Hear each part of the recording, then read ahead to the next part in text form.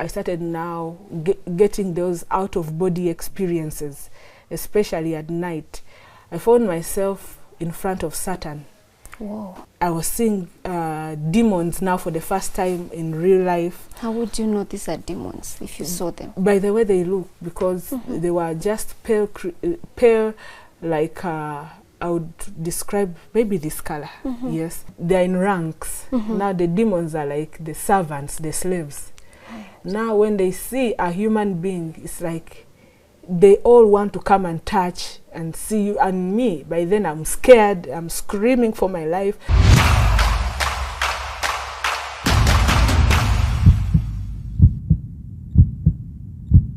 At 8 years, Erica Mukisa was introduced to witchcraft by her grandmother, and for 18 years she served Lucifer. And today she's going to give us a life testimony of how she broke free from those dark forces, and also she'll explain to us how to protect ourselves from dark forces. Welcome to today's episode of Candid with Yvonne. Welcome to the show. Thank you. All right, so let's start from the beginning. I know you're not Kenyan, so which part of Uganda do you come from? I'm from Uganda, Jinja. Jinja. Yes. How was life growing up? Life growing up was good for me up to a certain point when I started now experiencing spiritual attacks. But I grew up in a Christian family. Right. My dad and mom were born again. The only thing I remember, most of the things I remember about childhood is my dad loved my mom so much. So they really took good care of us until when we started now visiting our relatives. Yeah, that's when I started getting a glimpse of the other side of life, you know. That's when I started now realizing that life is spiritual. Right. My grandmother, the mother to my dad, was a high-level sorcerer. And that was her way of living. She thought that that was the family way of surviving, because she was making money out of it. She would get people from different circles of life, politicians, musicians, businessmen, consulting with her, and all that would bring money to the family. So she started now controlling the community because of her powers and influence. And to her, that was life. That was a way of living, because she grew up seeing our great-grandparents practicing sorcery, and she also had to buy some powers and to add to what we had in the family.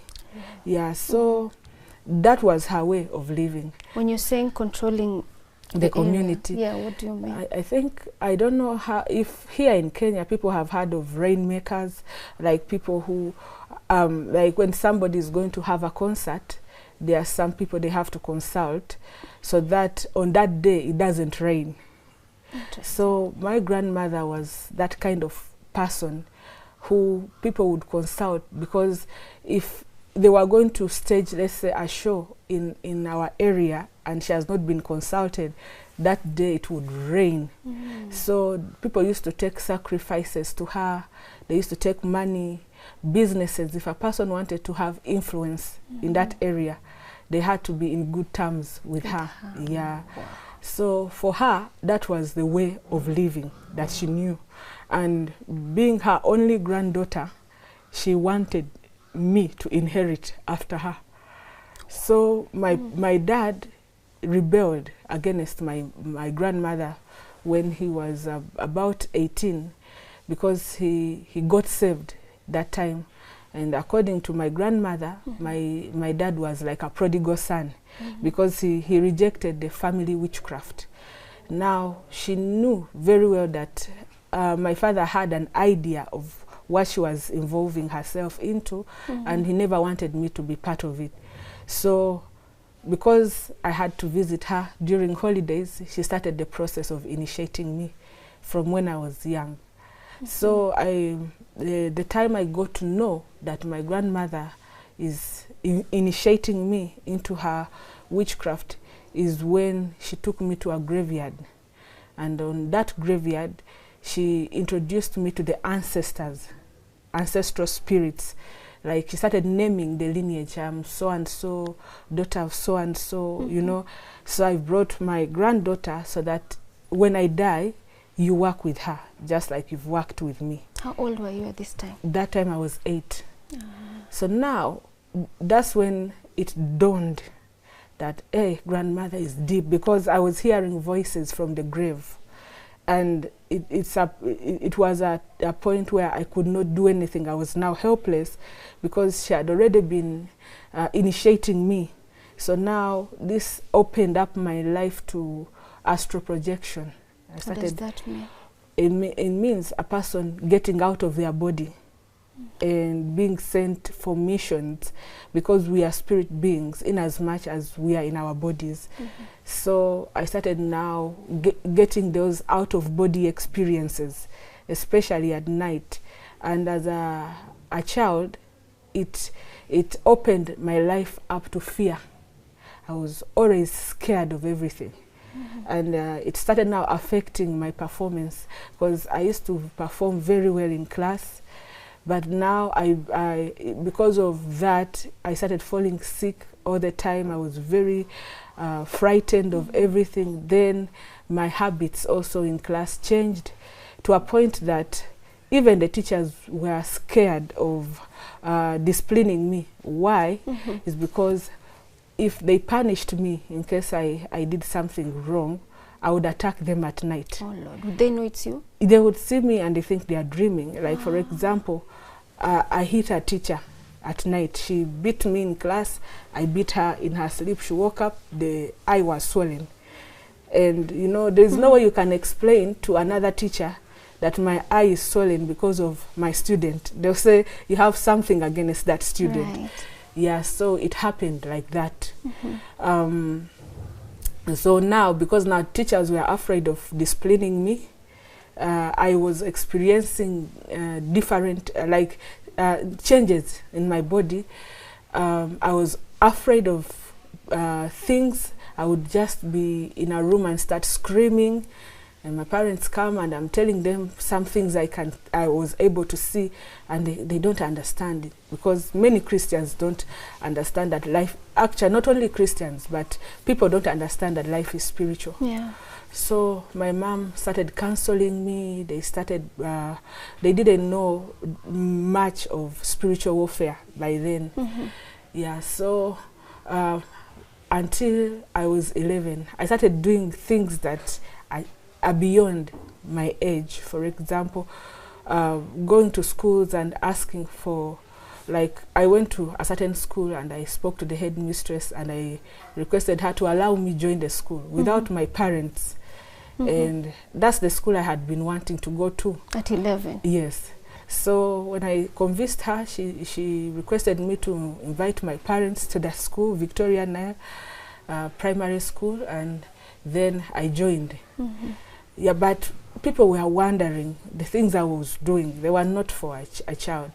It got to a point where I started now becoming a threat to my grandmother, because she initiated me, but I started now becoming stronger than her. Yeah, and even her mother had initiated her, and at some point she became stronger, and they ended up having a fight, and her mother died in the process. So you would say she's the one who killed the mom? Yes. Oh Lord. So she saw me as a threat. Now she's the one who initiated me, and now she had turned me into her enemy.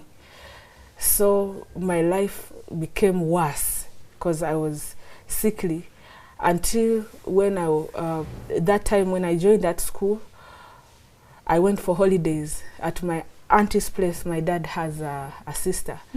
My auntie is an influential person because she's in the medical sector, and she's also into sorcery. It's just recently that she's beginning to realize that these things they are useless. So she's also trying to come out. She's in the process. But she was working for reproductive health. Yeah, so she was working for the enemy, but in the medical sector. And they also wanted me to work and serve in the kingdom of darkness, because that's the way the family was surviving.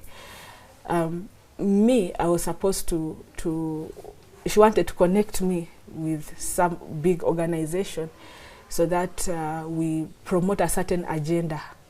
I think maybe because this is a public platform, but something to do with homosexuality, LGBT, because that has been in their plan for a long time.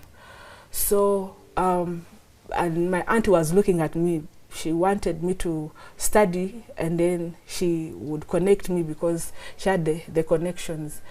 So now she invited me to spend the first term holidays. I was in my primary 7 at her place. And when I visited her, she introduced me to a world I had never been in, because coming from a Christian family, there are some values that you have at home. Some movies you won't watch, some music you won't listen to, some places you won't go. So my aunt now introduced me to partying. She introduced me to wines and alcohol, because she had everything in her house. She introduced me to that life of partying, and to me as a youth, that was what I needed, you know, because I had been stressed out through my childhood because of witchcraft. So now I'm going to my auntie's place, and there is everything that a youth feels like would be excited about. So she would tell me, if you want your parents to allow you come visit me, don't tell them what we do when you come here. And I kept it a secret until when my little brother joined us, and he would say, Dad said that music is bad. Dad said drinking alcohol is bad. I would look at him like a burden, you know, he's coming to tell on me. So my aunt introduced me to that life, and that's how she introduced me to the secular artists in our country. For me, I thought that was an opportunity, because these are people we would be watching on TV, and then radio, you listen to their music. So when my aunt introduced me to that life, I felt it was an opportunity for me to shine, because I also loved music. But I didn't know that behind secular music, the enemy is targeting people's souls. And I was also by then among the target. So when you were introduced to this secular artist, did you meet him, or did you the first time I met with his brother, and then there are some other friends of theirs.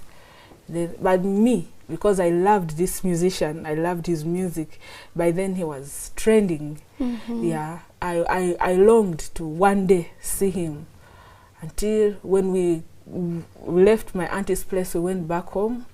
I learned that he had a concert, and the venue was just next to our home. Actually, we documented the places. We were showing people the distance. So before they would stage any concert, they would move around advertising, and that would attract people to run towards their convoy to the venue. And I was among the people that were attracted to run with my little brother.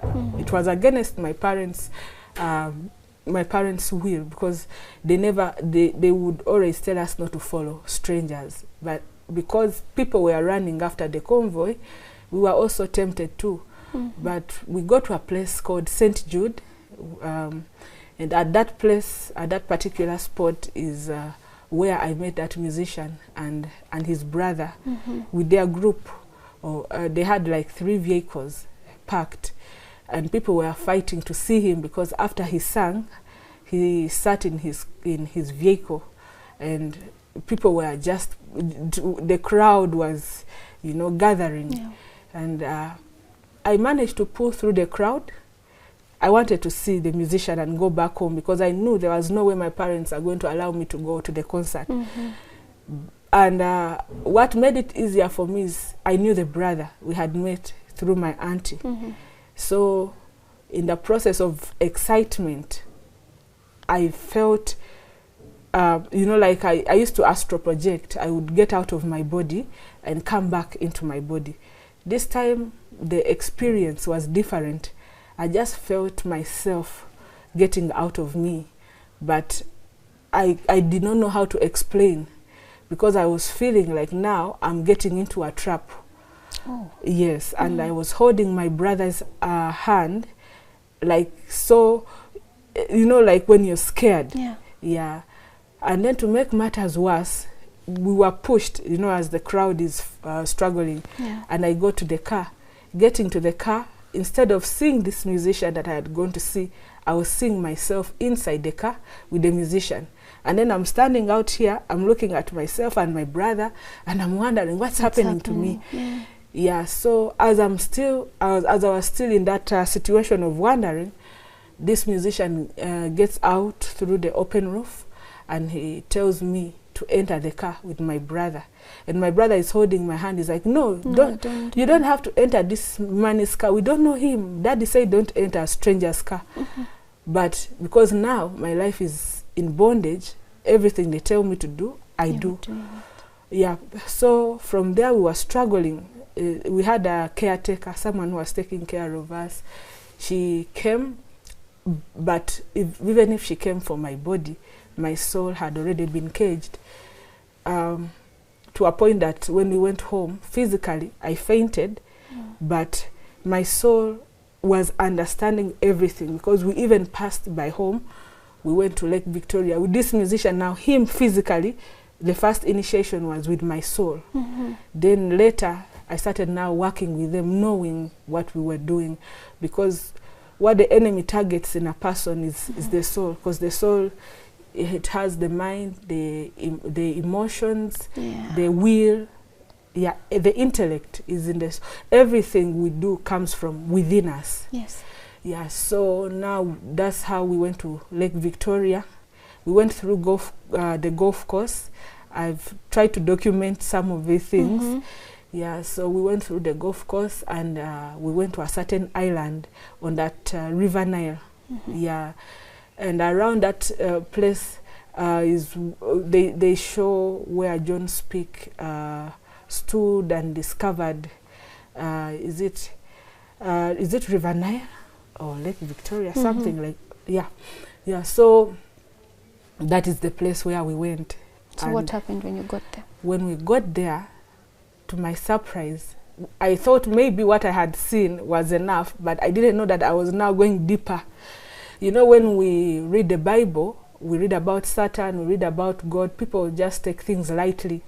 Yeah, sometimes when you're reading the fall of man, you're reading about a snake talking to a woman and things like that. You're like, maybe these are just stories. Yeah, that happened. Yes, yeah, maybe they just want to entertain us. Sometimes, you know, like in Sunday school, those drawings, I never took those things seriously until now. When we go to that place, and I saw this musician performing rituals on that River Nile, and then he started enchanting, and I saw the waters giving way, and in the process of the water giving way, something came from under the water.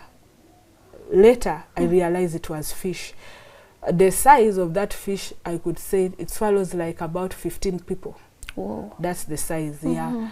But that water, even when I went to document, I think I'll show you some of the footage. But when I went to document, you would see that in that particular place, the water flows differently. It's like there is a hole right there. It's like there is a door. That no one can explain what happened. Even the tour guides, when they are explaining, they say, we don't understand what happened here, because the way it flows around this place is different. Yeah, so now this musician entered with me, and I found myself in a new world. Like I found myself in front of Satan. Whoa. I found now myself in a world. It's a world, a different world altogether, but full of like different activities. Everyone is busy. I was seeing demons now for the first time in real life. How would you know these are demons if you saw them? By the way they look, because they were just pale, like I would describe maybe this color, yes. And then like they are so primitive. You know, I can describe demons and fallen angels. because they're in ranks. Now the demons are like the servants, the slaves. Now when they see a human being, it's like they all want to come and touch and see you and me. By then I'm scared, I'm screaming for my life. They are ugly beings. Yeah, and then the people there, everyone is minding their business. Once you've been set up, you're on your own. So if you rebel, you just have to do whatever you're instructed to do. Yeah, because first of all, you're scared. Yes. If you rebel, they can kill you, because now they're in control. Because the Bible says that Satan came to steal, kill, and to destroy. Yeah, so now I was encountering things that I didn't have any idea about. And I know many people have no idea that life is spiritual. That's now when I was seeing now. I did not see everything on that same day, but the day I arrived, I saw we were entering like you're entering a compound, but there are gates, and these gates are in form of rocks. And even when I had recently, when I went to document, the guys were telling us that down below there are rocks. So it was connecting sense to what I saw. So the 7 gates, but in form of rocks, opening, and then now I find myself in a place that is like a hole, and in front of me I'm seeing a being that hates any form of human being. Like, just because you are a human being created in God's image is enough for Satan to hate you. You don't have to do anything. This is Satan, though? You just know, because life is spiritual. You just know him just by looking at him. The hatred, the amount of hatred in the eyes, the amount of fear that you have at that point. And then to make matters worse, I was seeing him drinking blood and eating human flesh. So that's when I knew that, you see, these fallen angels, God is no longer providing food for them. So they are farming human beings. That's why you see accidents. There's so much happening, and demand for blood in their kingdom. Did Lucifer talk to you that time you went there? The first way of welcoming me was a huge laughter, like someone mocking you, you know? Yes. And there I knew that there was nothing I could do, because I was crying, Mommy, Daddy, and he was telling me that not even your government can set you free, because I control the governments. I control the banks, I control the world. So where are you going to report me? So you think by calling your mother can come and do anything here? And I didn't know that in Zechariah 9:11, God had paved a way for me through the blood of Jesus. I had no idea that through prayer I could get delivered. That's why it's important for parents to teach their children how to pray and how to call upon the name Jesus. Because if I knew that, instead of wasting my time calling them, I would have tried to call the name Jesus. But I had no idea. I was used to calling Mommy for everything. Of course. Yeah, so now it's from that time that my life changed. I started now serving the devil knowingly, because they were controlling my soul and my body at the same time. I had no control over my body. What people would see was a possessed person.